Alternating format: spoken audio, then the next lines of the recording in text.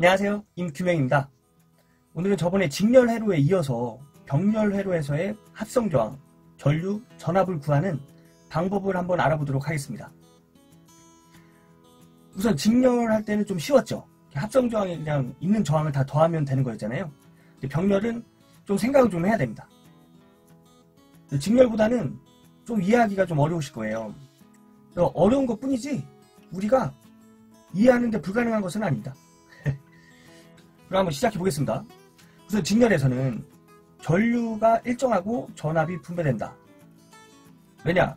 직렬을 일렬로 이렇게 세워보면 전류와 같은 모습을 하고 있기 때문이다. 뭐 말도 안 되지만 이렇게 얘기를 했잖아요. 그렇게 외우시고요. 그거 하나만 외우세요. 그럼 병렬은 반대되는 개념입니다. 직렬에서 전류가 일정했다면 병렬에서는 전압이 일정해요. 전압이 일정하고 전류가 분배됩니다. 이게 제일 중요한 포인트예요. 계산하는 과정이 좀 어렵다고 느끼시는 분들은 이것만 가져가세요.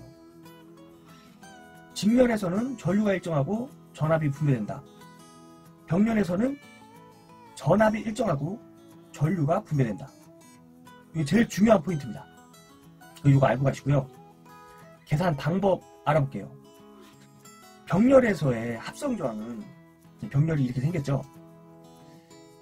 R1 플러스 R2 분의 R1 곱하기 R2예요. 이 공식부터 외우세요. 이 유도하는 방식을 알면 또 번분수도 알아야 되고 좀 헷갈리세요. 네. 그런데 이렇게 생각하고 계시는 분들 계세요. 합성저항이 3개일 때 이렇게 R1 플러스 R2 플러스 R3 분의 R1 곱하기 R2 곱하기 R3다. 이렇게 알고 계시는 분들이 계세요. 이건 아닙니다. 3개가 있으면은 어떻게 되냐면, 우선 말씀만 드릴게요. 알려고 하지 마세요. 그냥 요렇게 하는 거다. 그래서 이건 아니다. 요렇게만 알고 계세요. 뭐 헷갈리니까. 저항이 이렇게 3개가 있을 때는 R1 곱하기 R2 플러스 R2 곱하기 R3 플러스 R3 곱하기 R1 분의 R1 곱하기 R2 곱하기 R3입니다. 헷갈리시죠?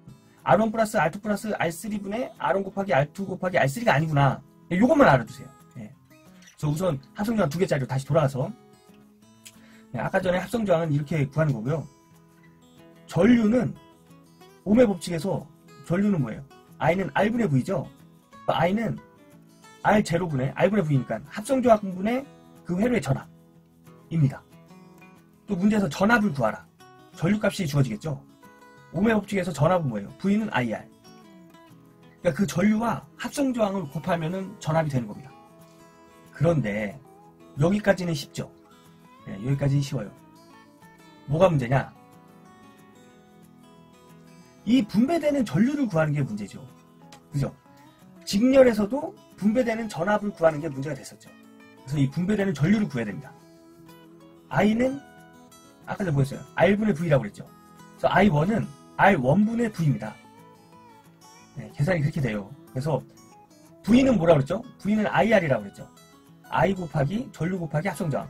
그래서 I1분의 V를 좀 풀이를 해보면 I1분의 1 곱하기 V. V는 뭐였죠? 전류와 합성저항의 곱씨라고 그랬죠. 그래서 I1은 R1분의 1 곱하기 합성저항 R1 더하기 R2분의 R1 곱하기 R2의 전류, 전체 전류. 그리고 곱한 값이 R1을 통과하는 전류의 값이에요. 그게 I1이죠. 네. 그럼 이거 계산해보면 어떻게 되겠어요? I1은 R1 플러스 R2분의 R2 곱하기 전체 전류가 돼요. 그럼 I2는 어떻게 되겠어요? 이 식을 가만 보면 우리가 구하려고 하는 전류 값에 해당하는 저항이 없어졌죠. 네, 그렇게 구하는 겁니다. 그렇게 외우세요. 그래서 I1은 R1 플러스 R2분의 R2 곱하기 전체 전류. 네. R2로 지나가는 전류 값은 어떻게 되겠어요? I2는 R1 플러스 R2분의 R1 곱하기 전체 전류. 이렇게 되겠죠? 이해가 되시나요?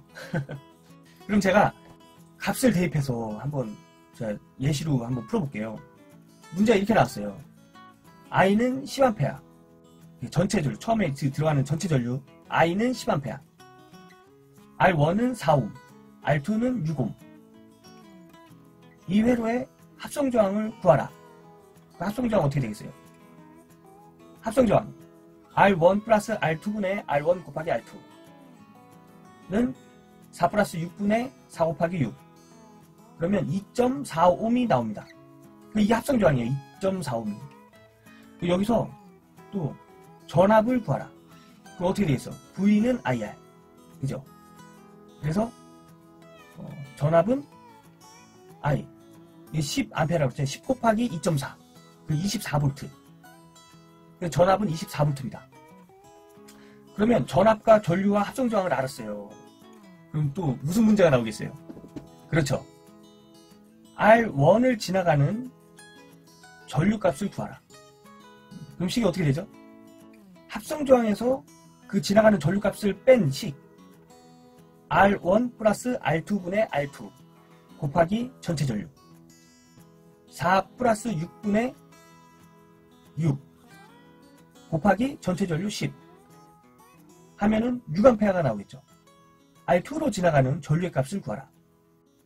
R1 플러스 R2분의 R1 곱하기 전체 전류 4 곱하기 6분의 4 곱하기 전체 전류 10 그러면 4A 이렇게 되는 거예요. 그리고 이 식을 보고 이 푼 거를 보고 자기가 좀 확인을 하고 싶으면 그냥 기본적으로 생각을 해도 저항값이 낮은 곳으로 전류가 많이 흐르겠죠. 네. 그래서 저항값을 보고 저항이 낮은 곳에 더 많이 흐른 것을 확인을 하고 자 여기도 보세요. 4옴에는 6A 6옴에는 4A 이렇게 흐르잖아요. 저항값이 작은 곳에 전류가 많이 흘러요. 그래서 이 비교를 해서 아 이거 맞구나 이렇게 생각. 또 두 번째로는 전류값을 다 더해봐요. 직류에서는 전압값을 더하면 전체 전압이 되는 거잖아요. 병렬에서는 분배된 전류값을 다 더하면 전체 전류가 됩니다. 그래서 이것도 4 플러스 6은 10이잖아요. 그래서 전체 전류 10A와 같으니까 이거는 맞는 답이에요. 이렇게 확인을 하는 겁니다. 병렬회로에서의 기본이 되는 이론이에요. 계산 방법이고요. 이게 병렬이 3개로 들어가면 좀 복잡해져요. 그래서 일단 이렇게 알아두시고 이 식을 이해하고 이제 그때 가서 이제 더 깊게 공부하시면 이해가 됩니다. 그럼 정리를 하자면 제일 중요한 거는 나 이런 계산식 다 모르겠다. 뭐 힘들어. 이렇게 하신 분들은 요거 하나 가져가세요. 직렬에서는 전류가 일정하고 전압이 분배된다. 병렬에서는 전압이 일정하고 전류가 분배된다. 요거 꼭 알아가세요. 요거 외우는 방법은 우선 직렬만 외우세요. 직렬에서 전류는 일정하다만 외우세요. 직렬에서 전류가 일정하니까 전압은 분배되는구나. 직렬에서는 전류가 일정하니까 병렬에서는 전압이 일정하구나. 병렬에서 전압이 일정하니까 전류가 분배되는구나. 이런 식으로 이렇게만 외워주세요. 그리고 직렬에서 전류가 일정하다는 것만 외우면 다 외워지는 거잖아요. 이게 제일 중요한 키포인트입니다. 오늘은 병렬 회로의 합성저항, 전류, 전압, 분배된 전류를 구하는 방법 알아봤습니다. 잘 이해가 안 된다 하시는 분들은 이 영상 다시 한번 보시고요. 난 영상 봐도 진짜 모르겠다. 근데 나 진짜 꼭 알고 싶어. 이러신 분들은 댓글이나 카톡 아이디 소음자 LKM583으로 연락주세요.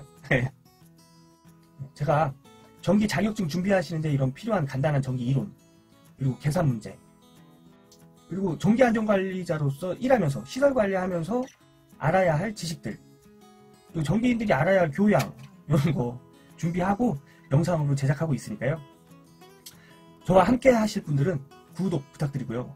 이거 영상 보고 병렬회로에서의 합성저항, 전류, 전압, 분배되는 전류 저렇게 구하는 거였구나 느끼셨던 분들은 좋아요 부탁드리겠습니다. 그럼 저는 다음 영상에서 찾아뵙겠습니다. 안녕.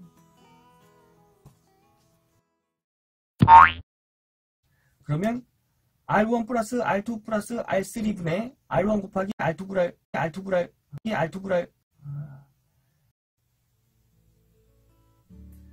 여러분 영상 잘 보셨나요? 이 위에 나타나는 영상은 제가 여러분들에게 추천드리는 영상이고요. 지금 나타나는 이 동그란 버튼을 누르시면 제 채널을 구독하실 수 있으십니다. 그럼 다음 영상에서 뵙겠습니다.